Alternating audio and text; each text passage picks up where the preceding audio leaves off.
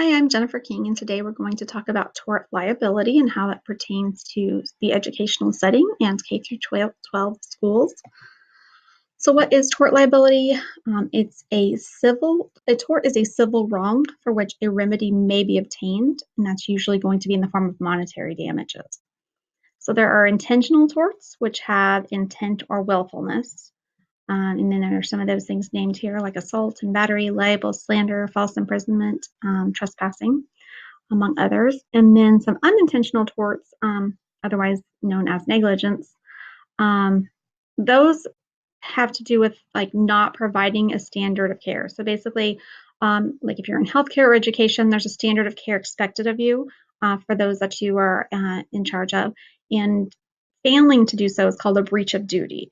And if there is harm or injury caused by your failure to provide that standard of care, that equates into and there's a cause linked back to your failure, then you can be, or the district can be, held responsible for that in the form of monetary damages.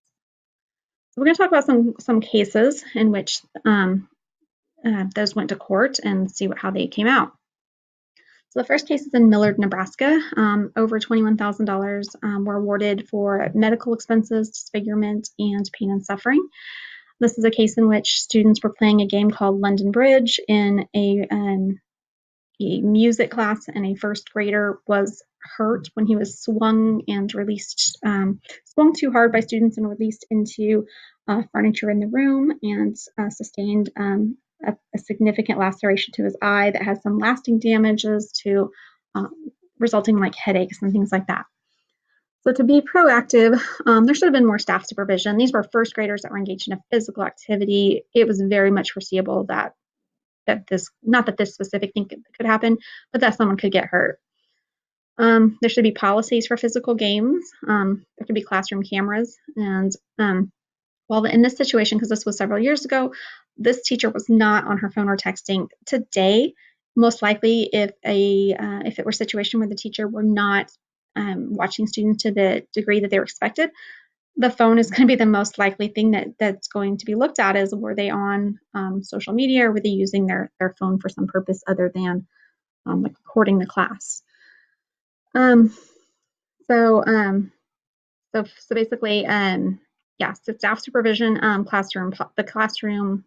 the cameras, that goes together. So if there were cameras, she would be much more likely to have been focused, because that's how people are just by nature.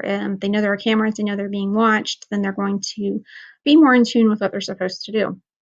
There should have been a means of opting out of physical contact games. And I don't mean necessarily something that's like really formal. I mean, like the students should have been able to say, if they didn't feel comfortable with it before they even played the game, that they didn't want to take part in that they'd rather, watch or do an alternative, activity in which they were more comfortable. The teacher should have maintained an orderly environment. I mean, it was said that it was, it was very loud in there and very distracting, and the teacher couldn't even hear what was being said. The teacher really should have been involved in the entire game, being one of the people that helped with the swinging or was right there overseeing it.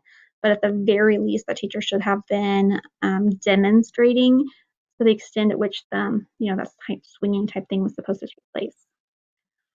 To be reactive, really, it should be all of the same things that I would be doing to be proactive. So since the proactive part didn't take place, now reactively, you're going to need to put those things in place. But on top of that, you're going to be needing to involve lawyers and administrators, your PR person and communication person for your district, and such as those types of individuals.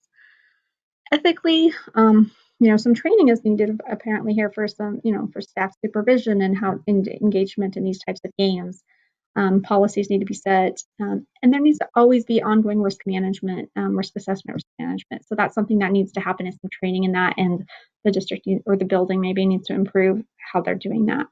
We need to always be considering what could happen to a student and looking at the thing that, worst case scenario, and how we could prevent the worst case scenario. The next case was in St. Petersburg, West Virginia.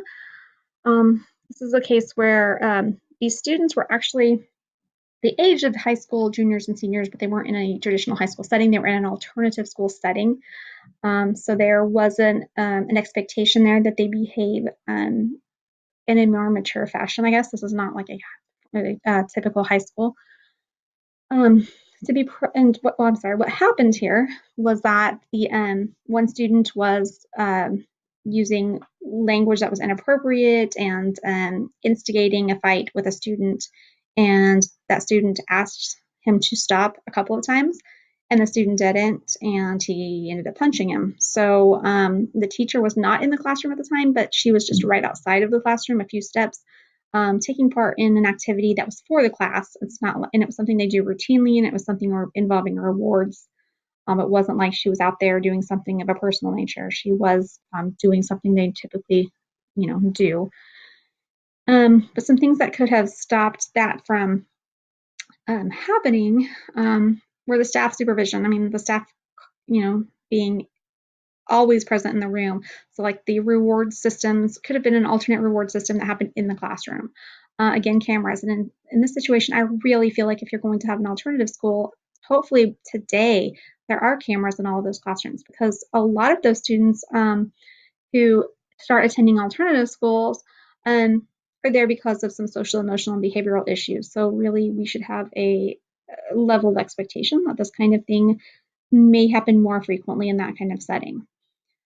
To be reactive, you'd have the same things. You need a staff supervision policy, review alternative reward systems, have cameras possibly, and involve administrators, lawyers, etc. Ethically, it's always important to have the risk management, the policies, the training, and build relationships and be honest with students and everyone involved.